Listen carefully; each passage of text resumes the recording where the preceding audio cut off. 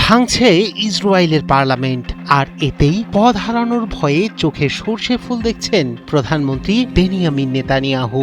গাজা যুদ্ধ, আন্তর্জাতিক চাপ আর ইসরায়েল জুড়ে রাজনৈতিক ক্ষোভের মাঝেই বড় ধাক্কা খেলেন ইসরায়েলের দীর্ঘদিনের ক্ষমতাধর এই নেতা। পার্লামেন্ট বিলুপ্তির প্রাথমিক বিল বিপুল সমর্থনে পাশ হওয়ায় দেশটিতে আগাম নির্বাচনের পথ এখন প্রায় নিশ্চিত। এরই মধ্যে ঘরের মিত্রদের কাছ থেকে এসেছে সবচেয়ে বড় আঘাত। এবার নেতানিয়াহুর বিরুদ্ধে অবস্থান নিয়েছে দীর্ঘদিনের জোট সঙ্গীরাও। জনমত জরিপেও কমছে তার জনপ্রিয়তা। গাজা যুদ্ধ, আন্তর্জাতিক চাপ আর অভ্যন্তরীণ ক্ষোভের মাঝেই বড় রাজনৈতিক সংকটে পড়েছেন ইসরায়েলের প্রধানমন্ত্রী বেনিয়ামিন নেতানিয়াহু।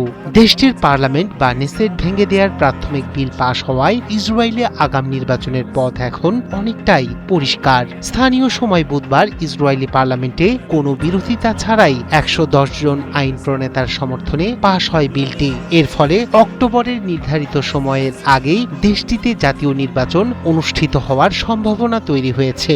যদিও আনুষ্ঠানিকভাবে ভোটের তারিখ এখনো ঘোষণা করা হয়নি, তবে সেপ্টেম্বরের প্রথমার্ধেই নির্বাচনের আয়োজনের আলোচনা চলছে।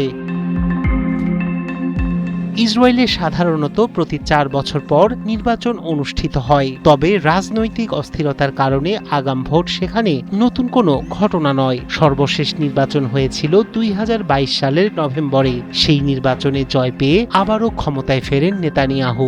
2024 সালেও একই ধরনের সংকটে পড়ে নেতানিয়াহু। এবারের সংকটের পিছনে সবচেয়ে বড় কারণ হিসেবে দেখা হচ্ছে নেতানিয়াহুর দীর্ঘদিনের মিত্র আল্ট্রা অর্থোডক্স ইহুদি দলগুলোর অবস্থান পরিবর্তনকে। চলতি মাসে তারা ঘোষণা দেয় আর নেতানিয়াহুকে সমর্থন করবে না। তাদের অভিযোগ, সামরিক বাহিনীতে বাধ্যতামূলক নিয়োগ থেকে নিজেদের সম্প্রদায়কে অব্যাহতি দেওয়ার প্রতিশ্রুতি রক্ষা করেনি নেতানিয়াহু প্রশাসন। একই সঙ্গে দীর্ঘদিন ধরে নেতানিয়াহুর সরকারকে ক্ষমতা থেকে সরানোর চেষ্টা চালিয়ে আসছে বিরোধী দলগুলো। কারণ গাজা যুদ্ধ এবং 2023 সালের 7 অক্টোবর হামাসের হামলার পর থেকেই নেতানিয়াহুর নেতৃত্ব ও নিরাপত্তা সক্ষমতা নিয়ে জনমনে বড় ধরনের প্রশ্ন তৈরি হয়েছে। সাম্প্রতিক প্রায় সব জনমত জরিপেই দেখা যাচ্ছে নেতানিয়াহুর জোট সংসদে সংখ্যাগরিষ্ঠতা পাওয়ার মতো অবস্থানে নেই, বরং দ্রুতই বাড়ছে বিরোধী শিবিরের জনপ্রিয়তা। এছাড়া সাবেক সেনাপ্রধান ও মধ্যপন্থী রাজনীতিক গাদি ইজিনকটও জনমনে বেশ জনপ্রিয় হয়ে উঠছেন। ফলে আসন্ন নির্বাচন ইসরায়েলের রাজনীতিতে বড় পরিবর্তনের ইঙ্গিত দিচ্ছে।